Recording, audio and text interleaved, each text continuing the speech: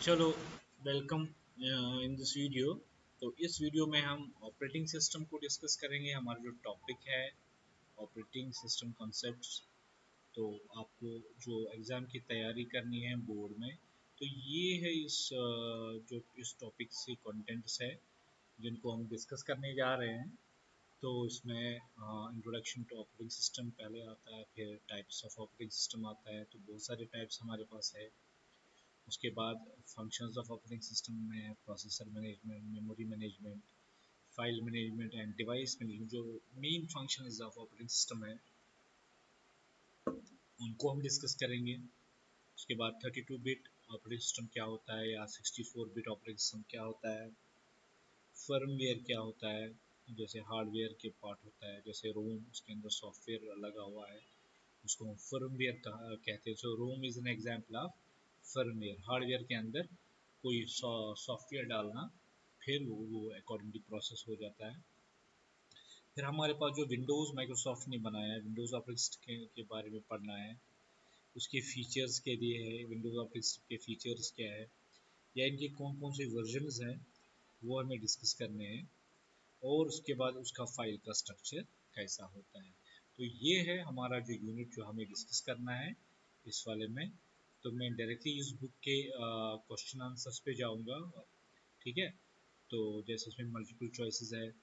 Primary function operating system की क्या है, तो वो प्राइमरी फंक्शन जो उसकी है हार्डवेयर को मैनेज करना। तो मेन मकसद जो है ऑपरेटिंग सिस्टम को, उसको हार्डवेयर को मैनेज करना।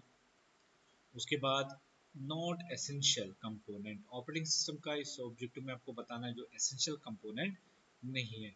जब एसेंशियल की बात करते हैं तो सबसे ज़्यादा एसेंशियल जो है ऑपरेटिंग सिस्टम वो कर्नल होता है। उसके अंदर एक पार्ट होता है जिसको शेल कहा जाता है। ठीक है। कंपाइलर, कंपाइलर किसके लिए इस्तेमाल होता है, जब हम कोई प्रोग्राम रन करते हैं उसके वो उसको ट्रांसलेट कर देता है, तो वो ज़रूरी नहीं है। So this is the right. लेकिन फाइल सिस्टम जो इम्पोर्टेंट कंपोनेंट है ऑपरेटिंग सिस्टम का, इसको तो छोड़ नहीं सकते हैं। So compiler we can here take it as a not necessary part of the operating system. इसी तरह विंडोज़ ऑपरेटिंग सिस्टम के जैसे N T F S network file system जो होता है वो हमारा ऑपरेटिंग सिस्टम होता है। ठीक है। तो पुरानी ऑपरेटिंग सिस्टम में FAT32 होता था। ठीक है। So here the answer is NTFS। इसी तरह एक टर्म है जो ऑपरेटिंग सिस्टम के रिलेटेड है, दैट्स कॉल्ड गाई, GUI, ग्राफिकल यूजर इंटरफेस। तो उसकी जो एब्रिविएशन है, जो हमारा जो काम होता है ऑपरेटिंग सिस्टम में, सबका सब ग्राफिकल होता है। कोई कमांड हमें याद रखने की ज़रूरत नहीं है।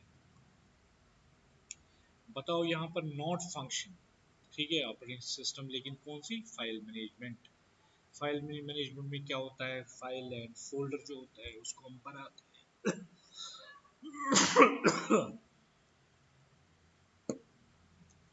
क्या काम नहीं होता है इसमें, इसमें हम फाइल को क्रिएट या फोल्डर को क्रिएट करते हैं,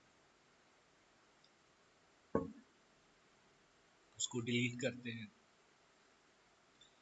फाइल को ऑर्गेनाइज करते हैं,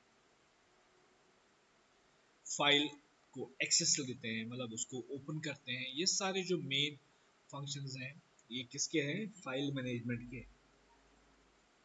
now the essential component not a function, that's called file compression. हम फाइल को कंप्रेस फाइल मैनेजमेंट के जरिए नहीं कर सकते।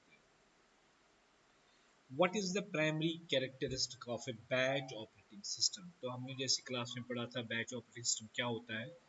बहुत सारे काम जो सीपीयू को दिए जाते हैं, हम वहाँ पर क्या करते हैं, सेम जॉब्स जो बहुत सारे यूजर्स देते हैं, जैसे कोई चीज़ ओपन करना, तो सब ये जो ओपन का काम देते हैं प्रोसेसर को, तो उसका एक ग्रुप बनाया जाता है जिसका बैच ऑपरेटिंग सिस्टम कहा जाता है। सिमिलर जॉब उसका एक ग्रुप बनाया जाता है, फिर जाके बैच ऑपरेटिंग सिस्टम उसको वन बाय वन एग्जीक्यूट करवा देता है।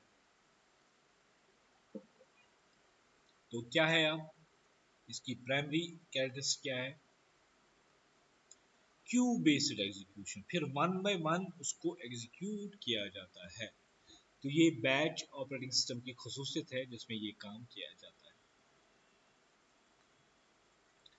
उसके बाद बैच प्रोसेसिंग जो एनवायरनमेंट होता है वो क्या होता है, सीक्वेंशियली वन आफ्टर अनदर। तो जैसे सिमिलर जॉब्स का ग्रुप बनाया जाता है, उसके बाद each job is executed one after another. तो बैच ऑपरेटिंग सिस्टम में यही होता है, sequentially execution one after another. So in A batch system what happen if one job encounters error. अगर उसमें बैच में कोई प्रोग्राम है उसमें एरर आ गया तो क्या होगा? Entire job crashes? No. Job is automatically restarted? No. Operating system ignores the error? No. क्या करता है बैच में? जो बाकी जॉब्स होते हैं उनको कंटिन्यू करता है। इसको पॉज किया जाता है जिसमें एरर, जिस प्रोसेस में एरर आता है, और जितने भी बाकी हैं उनको वन आफ्टर अनदर एग्जीक्यूट किया जाता है। तो इसी तरह से आप इन मल्टीपल चॉइस को देख के प्रोसेस कर सकते हैं, अंडरस्टैंड कर सकते हैं।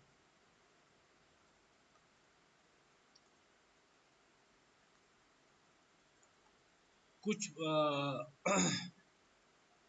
मल्टीपल चॉइस का आंसर दिया गया है, जैसे यहाँ पर है, इसका ऑप्शन बी है। तो primary function of processor management. Processor को हम क्या बोलते हैं? जो सीपीयू कैसे मैनेज करता है ऑपरेटिंग सिस्टम। तो you can say here the CPU management. तो better term is here processor management. Operating system का काम है, उसमें क्या होता है, इसको शेड्यूल किया जाता है। जितने भी काम होते हैं, प्रोसेस होते हैं, उनको शेड्यूल किया जाता है कि कब उसको एग्जीक्यूट करना है। तो वो शेड्यूलिंग दिया जाता है सीपीयू को, और सीपीयू के टाइम को एलोकेट किया जाता है उन प्रोग्राम को कि सीपीयू कब ये इसको एग्जीक्यूट करेगा। तो ये काम किसका है? ऑपरेटिंग सिस्टम का, जो कहा जाता है प्रोसेसर मैनेजमेंट में। तो प्रोसेसर क्या करता है? उसको ऑपरेटिंग सिस्टम काम देता है कौन सा प्रोग्राम आपको एग्जीक्यूट करना है और कब आपको उसको टाइम दे के एग्जीक्यूट करना है। तो ये था और एक multiple choice question. File management में क्या किया जाता है? Handling file access and organisation. File को एक्सेस किया जाता है और उसको ऑर्गेनाइज किया जाता है। ये जो ऑपरेटिंग सिस्टम का काम है, उस काम को क्या कहा जाता है? File management. तो इस तरह आप इसको लर्न करेंगे। तो और बहुत सारे इजी वाले हैं, जैसे मेमोरी मैनेजमेंट। मेमोरी मैनेजमेंट का एक्चुअली हम बोलते हैं किसका काम है? इसको कहा जाता है रैम। जब भी आप मेमोरी मैनेजमेंट की बात सुनेंगे तो is directly related with the RAM. तो रैम में प्रोग्राम को कहाँ रखना है, या किस प्रोग्राम को रैम से हटाना है, इसको बोलते हैं मेमोरी एलोकेशन रैम की, या डी एलोकेशन। तो इस काम को कहा जाता है मेमोरी मैनेजमेंट। एक प्रोग्राम को रैम में एग्जीक्यूट होना है, उसको वहाँ जगह दी जाती है, या वहाँ काम जब खत्म होता है उस प्रोग्राम को वहाँ से हटाया जाता है, डी एलोकेट किया जाता है। ये ऑपरेटिंग सिस्टम का काम है। तो उस काम को कहा जाता है मेमोरी मैनेजमेंट। ठीक है। सो जब हम किसी कोई चीज़ क्रिएट करते हैं, रीड करते हैं, राइट करते हैं, डिलीट करते हैं अपने सिस्टम पे, ये किसकी फंक्शन है? Directly it is a file management. File management में हम फाइल को क्रिएट करते हैं, रीड करते हैं, मतलब ओपन करते हैं, राइट करते हैं, डिलीट करते हैं। ये जो काम है ये किसके काम है? ऑपरेटिंग सिस्टम के। तो ऑपरेटिंग सिस्टम को क्या कहा जाता है इधर? That's called the category, that's called file management. अच्छा, और एक क्वेश्चन नंबर 22। ऑपरेटिंग सिस्टम बताओ डिवाइस ड्राइवर्स किसके रिलेटेड है, या क्या करते हैं, किसको क्या काम करते हैं? तो जो भी हार्डवेयर पार्ट है उसमें कीबोर्ड आता है, माउस आता है, सीपीयू आता है, रैम आती है, मॉनिटर आता है, स्कैनर आता है, प्रिंटर आता है, ये सारे के सारे पेरिफेरल्स जो है, जो अटैच होते हैं सिस्टम के साथ, इनके साथ जो कम्युनिकेट किया जाता है, काम किया जाता है, वो सब के सब जो है वो ऑपरेटिंग सिस्टम करता है।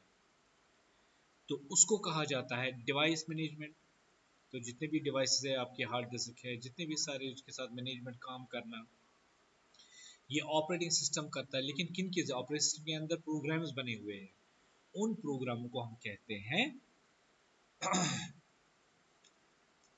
डिवाइस ड्राइवर्स जो हर हार्डवेयर पार्ट के लिए लिखे गए प्रोग्राम्स होते हैं।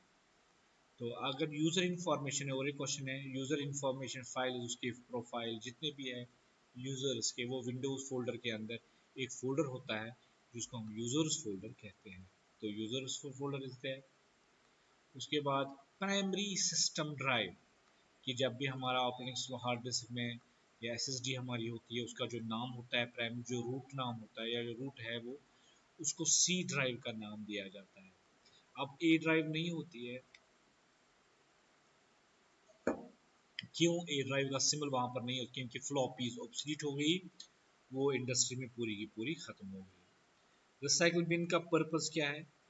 उसके अंदर डिलीटेड टेम्पररी डिलीटेड फाइल्स जो होते हैं या फोल्डर्स जो होते हैं, वो टेम्पररी उसमें डिलीट होके आती है, लेकिन आप उस रिसाइकल बिन के ज़रिए से उसको वापस भी ला सकते हैं। ठीक है।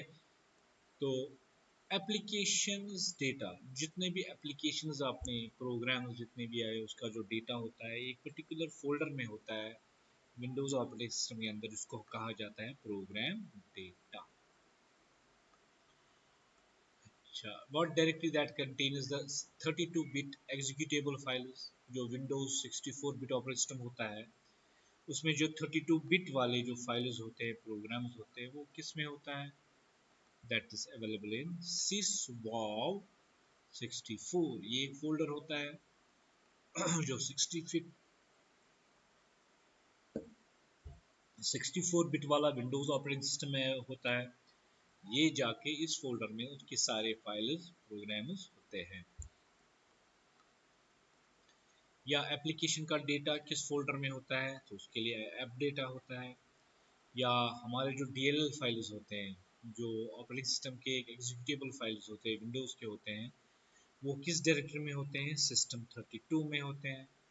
या वे कौन सी डायरेक्टरी होती है जिसमें कॉन्फ़िगरेशन इंफॉर्मेशन या ड्राइवर्स की इंफॉर्मेशन होती है? उस फोल्डर को रजिस्ट्री कहा जाता है। उस फोल्डर को रजिस्ट्री कहा जाता है।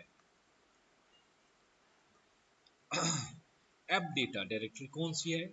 उसको कहा जाता है यूजर स्पेसिफिक एप्लीकेशन डेटा।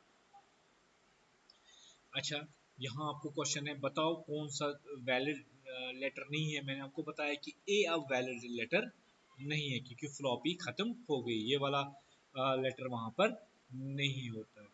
ठीक है। प्रोग्राम डेटा में क्या होता है? It stores application data shared among users. आपको याद रखना है, जो यूजर आपस में शेयर करते हैं डेटा, फाइल्स, प्रोग्राम, वो सब के सब प्रोग्राम डेटा फोल्डर में होता है। ठीक है, बाकी तो आप देख सकते हैं। ठीक है। डॉक्यूमेंट्स, ठीक है, डॉक्यूमेंट फोल्डर आपके पास है या डायरेक्टरीज को कहा जाता है। उसमें हमारे सारे files, user created documents and files वहाँ पर स्टोर होते हैं।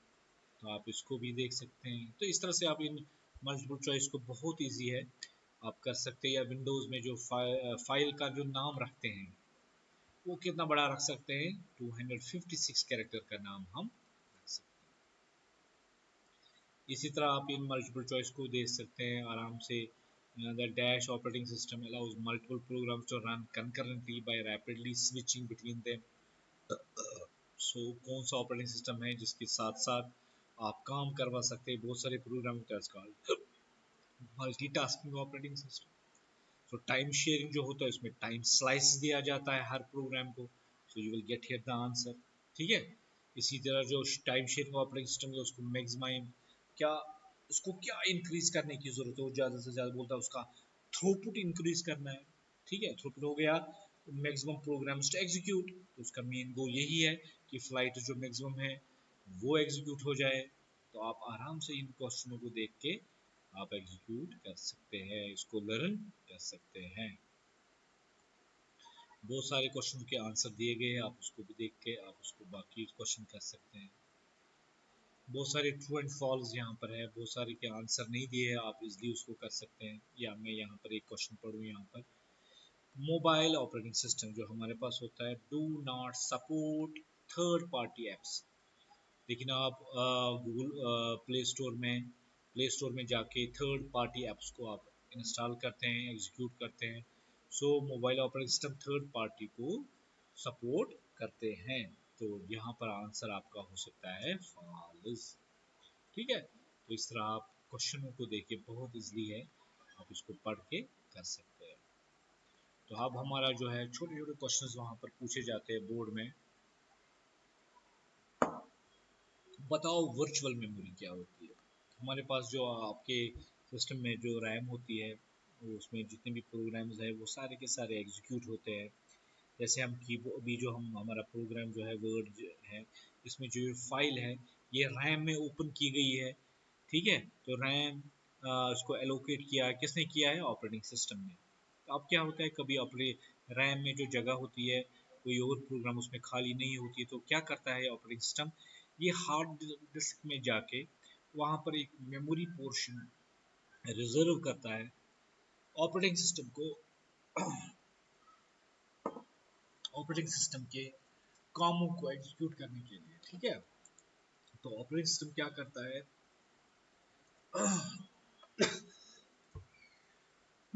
मेमोरी को हायर करता है, लेता है हार्ड डिस्क से ही और उसको रैम के बदले इस्तेमाल किया जाता है, तो उसको बोलते हैं virtual memory. So memory management technique that use disc space. कौन सी डिस्क स्पेस, यहाँ पर है एक्चुअली हार्ड डिस्क या एसएसडी भी हो सकती है। एसएसडी की जगह भी वो ले सकता है और उसको रैम के बदले इस्तेमाल कर सकता है, उसको वर्चुअल मेमोरी कहा जाता है। उसके बाद शेल, ऑपरेटिंग सिस्टम में एक शेल अवेलेबल है जो हम कैसे एग्जीक्यूट करते हैं, मैं आपको दिखा रहा हूँ। आप सर्च में जाके CMD करेंगे, ये आपने CMD किया, आपको कमांड प्रॉम्प्ट आ गया, उसको क्लिक करेंगे तो ये शेल आपके लिए खुला। ठीक है, इस शेल में हम क्या करते हैं, जो भी कमांड्स होती है वो हमें पता होनी चाहिए। कॉपी कौन इज द कमांड, तो इस शेल में जो ऑपरेटिंग सिस्टम के जो काम होते हैं वो कमांड्स के ज़रिए से होती है, तो आपको कमांड्स याद होनी चाहिए, जिसको हम बोलते हैं काई, CUI, कमांड लाइन इंटरफेस। ठीक है, या कैरेक्टर यूज़र इंटरफेस भी कहा जाता है, सो दैट्स कॉल्ड CUI। इसी तरह जो हमारा जो ऑपरेटिंग सिस्टम है दैट्स कॉल्ड गाई, ग्राफिकल यूज़र इंटरफेस। हमारे पास एक शेल होता है जो पहले डॉस हुआ करता था, DOS, डिस्क ऑपरेटिंग सिस्टम, वो जो उसका जो प्लेटफॉर्म है वो था काई, कैरेक्टर यूज़र इंटरफेस। ठीक है, तो उसमें आपको कैरेक्टर्स या कमांड यूज़र इंटरफेस भी इसको कहा जाता है, जिसको एब्रीवेट किया गया है CUI। तो this is the shell that's available here in the operating system.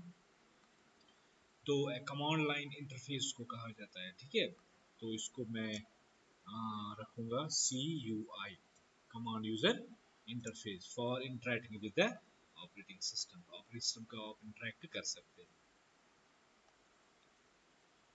इसी तरह है डिस्ट्रीब्यूटेड ऑपरेटिंग सिस्टम। तो मैंने आपको बताया, इससे क्लास में भी हमने पढ़ा कि डिस्ट्रीब्यूटेड ऑपरेटिंग सिस्टम होता क्या है। हमारे पास बहुत सारे सिस्टम्स होते हैं, जो पूरा का पूरा अपने पास सिस्टम होता है, उसका अपना मेमोरी होती है, हार्ड डिस्क होती है, पूरे रिसोर्सेज होते हैं।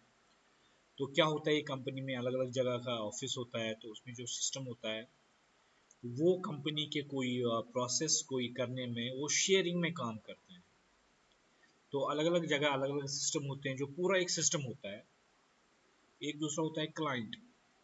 क्लाइंट में ज़रूरी नहीं है उसकी मेमोरी हो, उसकी हार्ड ड्राइव हो या कोई और चीज़ हो। वो क्लाइंट क्या करता है, वो सारा सर्वर के रिसोर्स को इस्तेमाल करके प्रोग्राम को एक्सेस करता है। लेकिन जो डिस्ट्रीब्यूटेड है इसमें क्या होता है, ये जो सिस्टम होता है, बहुत सारे सिस्टम अलग अलग जगह होते हैं, वो पूरा का पूरा सिस्टम होता है। तो जो उसका यूज़ क्या है, मेन एक कंपनी होती है, उसका जो काम होता है वो डिस्ट्रीब्यूट किया जाता है अलग अलग सिस्टम पे। तो फिर वो system as a sharing basis पे रिसोर्स को शेयर करके, प्रोग्राम को शेयर करके उसको एग्जीक्यूट कर देता है, तो उसको ऑपरेशन को हम बोलते हैं डिस्ट्रीब्यूटेड। इसकी एब्रीविएशन DOS भी होती है। तो डॉस होता है डिस्क ऑपरेटिंग सिस्टम भी। तो जब हम यहाँ की बात करेंगे उसको डिस्ट्रीब्यूटेड ऑपरेटिंग सिस्टम कहा जाता है। इसका main goal transparency and resource sharing across the network. तो इसकी जो ट्रांसपेरेंसी ओपन होता है, पूरी कंपनी के लोगों के लिए ओपन होता है। उसके बाद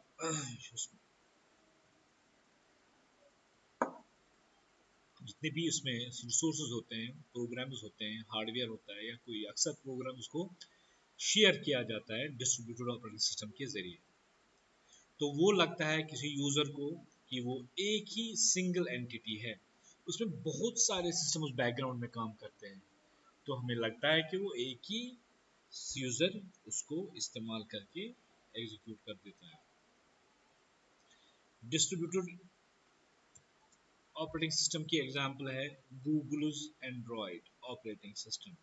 ये है डिस्ट्रीब्यूटेड ऑपरेटिंग सिस्टम जो बहुत सारे मोबाइल, आप देखो एक मोबाइल पूरा का पूरा एक सिस्टम होता है, उसकी मेमोरी होती है, उसका स्क्रीन होता है, उसकी डिवाइसेस होती है, डिस्क होती है। तो इसी तरह बहुत सारे मोबाइल इस पे एक शेयरिंग बेसिस पे काम किया जाता है। So here that's called one of the operating system that's called Google's Android is an example of distributed operating system. और एक ऑपरेटिंग सिस्टम हमारे पास है रिटॉस, रियल टाइम और फॉर रियल टाइम। और टी क्या होता है, जो टाइम के हिसाब से काम कर रहा है, जिसमें अक्सर आप देखते हैं हमारा जो फ्लाइट मैनेजमेंट है उसमें जो ऑपरेटिंग सिस्टम वहाँ पर जो सिस्टम जो कंट्रोल करते हैं वो होता है RTOS, real time operating system. और एक हमारे पास है नेटवर्क ऑपरेटिंग सिस्टम जिसकी एब्रिविएशन है NOS, नेटवर्क ऑपरेटिंग सिस्टम। उसकी कौन सी एग्जांपल है, सिस्को वालो एक कंपनी है जिन्होंने iOS बनाया है, ऑपरेटिंग सिस्टम बनाया है जो नेटवर्क ओरिएंटेड ऑपरेटिंग सिस्टम है। ठीक है, उसके बाद मोबाइल का ऑपरेटिंग सिस्टम वो तो पता ही है आप, एक तो एंड्रॉयड वाला है जो गूगल ने बनाया है, एप्पल वालों ने iOS बनाया है। ठीक है, उसके बाद आगे चलते हैं, अब छोटे छोटे क्वेश्चन को इनको कर सकते हैं। Main functions of operating system, उसमें प्रोसेस मैनेजमेंट आता है, मेमोरी मैनेजमेंट आता है, फाइल मैनेजमेंट आता है, डिवाइस मैनेजमेंट आता है, यूज़र इंटरफेस होता है, और उसकी यूज़र की जो सिस्टम की होता है जो होता है उसकी सिक्योरिटी का भी मैनेज किया जाता है। ठीक है, अब है ऑपरेटिंग सिस्टम को बताओ उसमें रिसोर्स मैनेजमेंट क्या होता है। तो उसमें जो रिसोर्स मैनेजमेंट की जब हम बात कर सकते हैं, उसमें हार्डवेयर रिसोर्स मैनेजमेंट हो सकता है जिसमें हमारा CPU आता है, मेमोरी आती है जिसको रैम कहा जाता है, मोनीट पेरिफेरल्स में मोनीटर आता है, प्रिंटर आता है, स्कैनर आता है, जो बहुत सारे टास्क को एग्जीक्यूट हार्डवेयर को एलोकेट किया जाता है काम करने के लिए और उसको कंट्रोल किया जाता है। जो ऑपरेटिंग सिस्टम करता है उस टर्म को हम बोलते हैं रिसोर्स मैनेजमेंट। हार्डवेयर चीज़ों को मैनेज करना उसको बोलते हैं, ये ऑपरेटिंग सिस्टम का काम है जिसको हम बोलते हैं रिसोर्स मैनेजमेंट। ठीक है, तो मेमोरी मैनेजमेंट का मतलब होता है एक्चुअली, जब हम मेमोरी मैनेजमेंट की हम बात करेंगे वो रैम का काम होता है। ठीक है, रैम को मैनेज करना जिसके लिए इन्वॉल्वमेंट होती है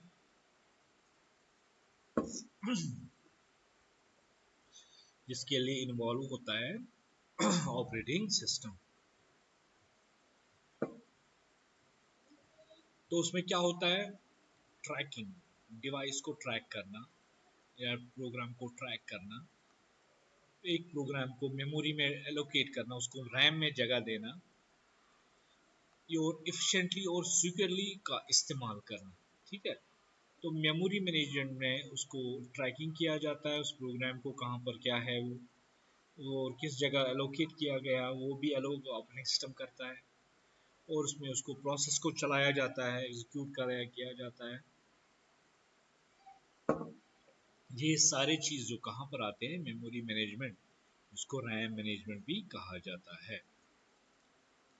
इसी तरह प्रोसेसर मैनेजमेंट किसको कहा जाता है, जिसको जिसकी टर्म है CPU। CPU को मैनेज करना ये ऑपरेटिंग सिस्टम का काम है।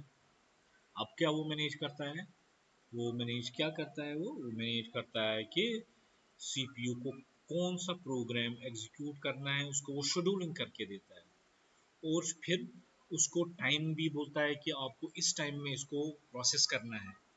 तो एक तो काम देता है प्रोसेसर को, और साथ साथ टाइम एलोकेशन भी दी जाती है। तो ये जो मेन काम है किसका है, जिसको हम बोलते हैं memory, sorry, processor management. So it schedules कौन कौन सा प्रोग्राम एग्जीक्यूट करना है, एंड एलोकेट सीपीयू टाइम, फिर उसको साथ साथ सीपीयू का टाइम भी एलोकेट करके देता है। इसको कहा जाता है प्रोसेसर मैनेजमेंट, या जिसके साथ कनेक्टेड है सीपीयू। तो जब भी हम बात करेंगे इस प्रोसेसर मैनेजमेंट की, तो आपको याद रखना है सीपीयू का मैनेजमेंट। फाइल मैनेजमेंट, जैसे मैंने अभी बताया, हमारे पास जो फाइल मैनेजमेंट ऑपरेटिंग सिस्टम होता है, उसमें जो मैनेजमेंट होता है, उसमें फाइल को मैनेजमेंट करना या फोल्डर को मैनेजमेंट करना। क्या? फोल्डर को बनाना, फोल्डर का नाम को रिनेम करना या उसका नाम रखना या उसको डिलीट करना, ठीक है। या इसी तरह फाइल को क्रिएट करना, प्रोसेस करना, एलोकेट करना, ये सारी चीज़, या डिलीट करना या रिनेम करना या अपडेट करना, ये सारी चीज़ें आपको ऑपरेटिंग सिस्टम करके देता है। उसको कहा जाता है फाइल मैनेजमेंट, ठीक है। हमारे पास दो किस्म के ऑपरेटिंग सिस्टम होते हैं। एक तो होता है 32 बिट, जिसको हम बोलते हैं 4 बाइट्स भी होते हैं टोटल, क्योंकि 1 byte is equal to 8 bits. तो 32 बिट का मतलब होता है 4 बाइट का एलोकेशन होता है, ठीक है। और ये 32 बिट ऑपरेटिंग सिस्टम जो होता है, इसका लिमिट कितना होता है, तो आपको याद रखना है कि ये जो हमारा 32 बिट ऑपरेटिंग सिस्टम होता है, वो हमारी रैम जो है, उसमें जो एलोकेशन होता है up to 4 GB address locate करता है। कितना? 4 GB मेमोरी एड्रेसेस जो रैम में होते हैं, वो एलोकेट कर सकता है, ठीक है। अब 64 बिट क्या होता है, वो ये मैंने दैट्स कॉल्ड 8 बाइट, उसको हम 8 बाइट के से भी डिफाइन कर सकते हैं, ठीक है। इसको हम, because it is design to work with processors, इसको क्यों 64 बिट कहा जाता है, क्योंकि जो ये प्रोसेसर होता है, अगर 64 बिट ऑपरेटिंग हमारे पास है, तो उसके लिए हमारे पास प्रोसेसर के साथ साथ हमारा 64 बिट ऑपरेटिंग सिस्टम भी होना चाहिए, तो उसी के साथ काम कर सकता है। Advantage 64 bit over the 32 bit में क्या एडवांटेज है? It can address and utilise more than 4 GB of RAM, ठीक है। उसमें 8 GB या 10 GB का या 12 GB की रैम जो होती है, वो 64 बिट में उतनी मेमोरीज के एड्रेसों को एलोकेट करवा सकता है। तो इसमें इसके 32 बिट वाले ऑपरेटिंग सिस्टम में कम कैपेसिटी होती है, मेमोरी को एड्रेसिंग जो है 4 GB तक जा सकता है, उसके साथ ज़्यादा नहीं जा सकता है। तो उसके लिए हमें चाहिए 64 बिट ऑपरेटिंग सिस्टम। इसी तरह टास्क बार क्या है, या विंडोज डिफेंडर क्या है, या विंडोज फाइल स्ट्रक्चर क्या होता है। तो जब भी हम ऑपरेटिंग सिस्टम को इंस्टॉल करते हैं, तो उसके बाद एक हमारी ड्राइव, जैसे एसएसडी ड्राइव होती है या हार्ड डिस्क ड्राइव होती है, उसका नोमेनक्लेचर होता है। तो वो सी के नाम से, जो प्राइमरी या जो रूट स्ट्रक्चर होता है हार्ड डिस्क का या एसएसडी का, वो सी के ज़रिए से नेम किया जाता है। सो रूट डायरेक्टरी जो होती है, वो जो मेन डायरेक्टरी होती है, वो सी के नाम से दिया जाता है। जैसे मैंने इससे पहले भी बताया कि जो ए नाम होता है, वो अब नहीं, ए नाम खत्म हो गया क्योंकि फ्लॉपीज भी खत्म हो गई।